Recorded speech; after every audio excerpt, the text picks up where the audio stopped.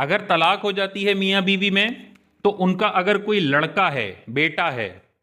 تو شریعت کہتی ہے 7 سال تک وہ ماں کے پاس رہے گا، ماں اس کی پرورش کرے گی، اور 7 سال کے بعد بالغ ہونے تک یہ لڑکا اپنے والد کی کسٹڈی میں رہے گا۔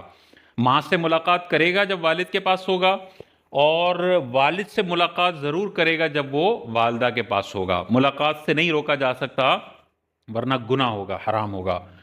اور جو لڑکی ہے وہ 9 سال تک ماں کی کسٹڈی میں رہے گی، ماں اس کی پرورش کرے گی، اور 9 سال کے بعد سے شادی ہونے تک وہ باپ کی کسٹڈی میں رہے گی، باپ اس کی پرورش کرے گا۔ لڑکا جب بالغ ہوگا تو پھر وہ بالغ ہونے کے بعد خود سمجھدار ہے، وہ چاہے تو دونوں جگہ رہے، 15 دن ماں کے پاس، 15 دن والد صاحب کے پاس، لیکن اس کو والد کی بھی خدمت کرنی ہے اور والدہ کی بھی خدمت کرنی ہے، تو دونوں کے ساتھ اس نے سلوک اور اچھا سلوک کرتے ہوئے رہنا یہ اچھا ہے، اور والدین کی خدمت تو اور ان کا خیال رکھنا تو یہ ضروری عمل ہے۔ اچھا، اسی کے ساتھ ایک اور مسئلہ درپیش آتا ہے، وہ یہ آتا ہے کہ طلاق کے بعد اولاد کا جو خرچہ ہے وہ باپ پر کب لازم ہوگا اور کب لازم نہیں ہوگا۔ تو اس میں شرعی مسئلہ یاد رکھیے کہ باپ پر اپنی اولاد کا خرچہ چاہے طلاق ہوئی ہو یا نہ ہوئی ہو، دونوں صورتوں میں لازم ہوگا یا نہیں، اس کی دو صورتیں ہیں۔ اگر اس کی اولاد مالدار ہے، اللہ تعالیٰ نے اولاد کو ہی اتنی دولت دی ہے، اتنے گفٹس اس کو مل گئے، اتنا اور مال اس کو مل گیا کہ وہ بچپنے کی حالت میں ہی اولاد مالدار ہے، تو اب باپ پر ان کا کوئی خرچہ لازم نہیں ہے، ان کا خرچہ ان اولادوں کے اپنے مال سے کیا جائے گا، باپ پر کوئی ذمہ داری نہیں ہے، کیونکہ اولاد مالدار ہے تو اپنا خرچہ خود اٹھائے گی، چاہے نابالغ ہو اپنا خرچہ خود اٹھائے گی، باپ پر لازم نہیں ہے۔ لیکن اگر اولاد محتاج ہے،